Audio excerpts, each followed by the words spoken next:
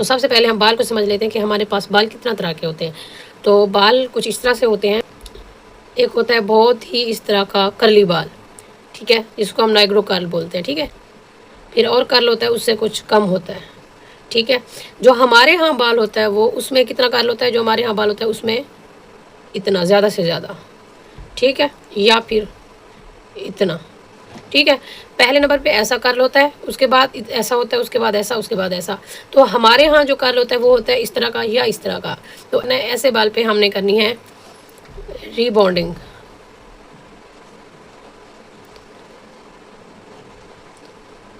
ठीक है। ऐसे बाल पे हमने रिबॉन्डिंग करनी है। ऐसे रिबॉन्डिंग का मतलब है पुराने बॉन्ड को तोड़ के नया बॉन्ड क्रिएट करना, नया बॉन्ड बनाना। तो उसमें क्या होता है, रिबॉन्डिंग में हमेशा के डेड स्ट्रेट लुक आपकी आ जाती है। उसमें ये होता है कि बाल जो है ना थोड़ा सा ड्राई फील होता है आपको, उसमें लचक नहीं होती, उसमें शाइन नहीं होती। अगर आपका कस्टमर सिर्फ चाहता है कि हमें सिर्फ डेड स्ट्रेट लुक चाहिए तो हमने सिर्फ उसकी रिबॉन्डिंग करनी है, ठीक है।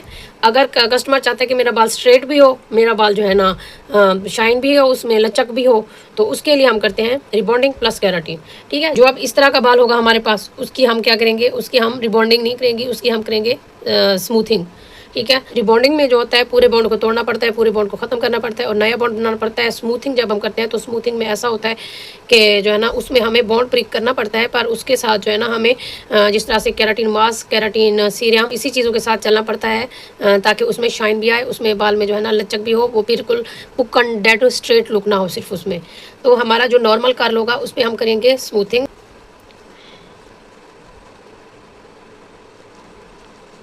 जो नॉर्मल कर्ल होगा उस पर करेंगे स्मूथिंग, जो बहुत ज़्यादा कर्ल होगा उस पर करेंगे रिबॉन्डिंग। जो अब हमारे पास एक नॉर्मल बाल आता है उसमें हल्का सा कहीं बाल होता है, अब इस तरह का बाल हमारे पास आता है, हल्का सा उसमें बाल है, ठीक है, या वो पहले से उस पर जो है ना कलर्स की कोटिंग की हुई है, पहले से जो है ना केमिकल ट्रीटेड है, बाल डेड हुआ हुआ है, डैमेज हुआ हुआ है, ख़राब हुआ हुआ है। तो इस तरह के बाल पे जो है ना हम करेंगे केराटिन, ठीक है। केराटिन में आपका जो है ना बाल सीधा नहीं होता, केराटिन की वजह से वो स्ट्रेट रह जाता है, पर उसमें रिबॉन्डिंग की तरह वाला सीधा नहीं होता, बाल में वॉल्यूम आ जाता है। 5 से 6 महीने, ज़्यादा से ज़्यादा, कम से कम 3 से 4 महीने आपके बालों के अंदर केराटिन रह जाती है तो आपका बाल भी सीधा हो जाता है, बाल में वॉल्यूम आ जाता है, बाल में जो है ना एक किस्म का वेट आ जाता है बाल के अंदर, तो उसकी वजह से जो है ना आपका बाल सीधा रह जाता है। आपने नॉर्मल कर्ल और रफ बाल पे करना है केराटिन, जो ट्रीटेड बाल होगा। अब जो नॉर्मल कर्ल वाला बाल है उस पर करनी है आपने स्मूथिंग, जो हैवी कर्ल होगा उस पर आपने करनी है रिबॉन्डिंग। अगर कस्टमर हैवी कर्ल को सीधा करवाने के साथ साथ स्लीक एंड शाइन लुक चाह रहा है, वो सॉफ्टनेस चाह रहा है, उसके साथ आप करेंगे प्लस केराटिन। मज़ीद प्रोडक्ट डिटेल के लिए हमारे चैनल पर विजिट करें, न्यू वीडियो अपलोड हो चुकी है, वो आप जाकर देख सकते हैं।